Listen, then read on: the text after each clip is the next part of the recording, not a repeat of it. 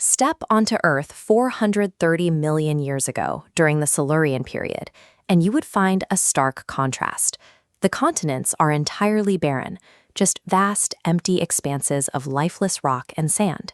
But dive into the sunlit, shallow seas, and it is a completely different story, packed with a thriving, highly competitive ecosystem. Among the inhabitants are our earliest ancestors, primitive, jawless fish.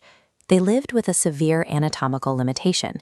Without the ability to bite or chew, they could only survive by sucking, filtering, or scraping organic debris directly off the seafloor. To survive in such a hostile environment, they relied on heavy plates of bony armor. But that protection came at a steep cost, making them incredibly slow and cumbersome in the water. Unable to grip or tear prey, these early fish were effectively trapped as slow-moving scavengers, stuck at the absolute bottom of a very dangerous food chain.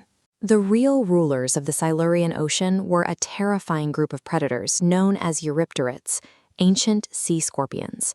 This chart shows the massive scale of these predators compared to their prey. While most jawless fish were only a few inches long, some late-stage sea scorpions grew to over 8 feet in length, easily dwarfing a modern human. They hunted with specific biological advantages. Their compound eyes were highly sensitive to movement in murky water, and they possessed massive, spiny front appendages built to trap and crush whatever they caught. Rather than chasing prey down, they used the environment to their advantage. They would hide deep inside complex coral crevices, wait for a slow-moving target to drift by, and lunge forward in a sudden, violent ambush. Against a predator that fast and that large, growing thicker armor was a losing strategy. If fish were going to survive this escalating arms race, they needed a completely new way to fight back. Evolutionary biology operates under a strict rule. Nature rarely has the luxury of building entirely new anatomical structures from scratch. When extreme environmental pressures push an organism to its breaking point, it has to genetically modify the equipment it already has. For the jawless fish, the solution was hidden inside their own anatomy, specifically in a series of skeletal structures located right behind their heads. Their ultimate defense mechanism wouldn't appear out of nowhere. It would emerge from a slow, desperate mutation of a biological system originally designed for an entirely different purpose. This diagram shows the internal anatomy of an ancient jawless fish, highlighting its gill arches. These simple, rigid rods were used exclusively to hold the gills open for breathing. Over millions of years of intense selective pressure, the frontmost pair of these arches mutated, detaching from their original position and shifting forward toward the mouth. The muscles and bones reconfigured into a mechanical hinge, capable of flexing, opening, and snapping closed with downward force.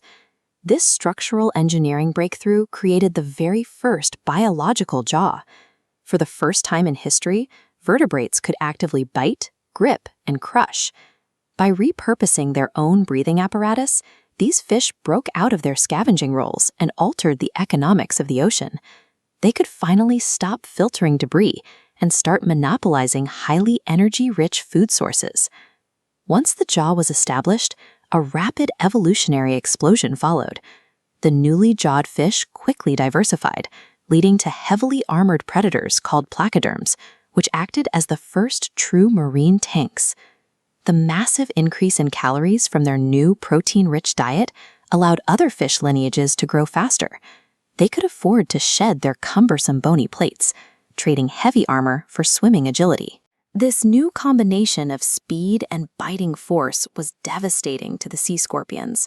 The once dominant predators suddenly found themselves outpaced, outbitten, and outmaneuvered in the exact habitats they used to control. The jawed fish rapidly occupied the ecological niches the eurypterids had held for so long, driving the former rulers into permanent decline and launching the Devonian period, the Age of Fishes. This successful lineage of jawed fish eventually split into two main branches: cartilaginous fish, like modern sharks and rays, and bony fish. If you follow the path of the bony fish, you find the pioneers. These were the ancestors that eventually dragged themselves out of the shallow water to conquer the barren continents. This chart illustrates the sheer biological scale of this single evolutionary adaptation. Nearly 99% of all vertebrate species alive today trace their origins straight back to that exact branch of bony fish. That includes every amphibian, every reptile, every bird, and every mammal. Our own existence is the direct downstream result of an ancient, desperate fish weaponizing its own breathing apparatus just so it could survive a world ruled by the giant scorpions.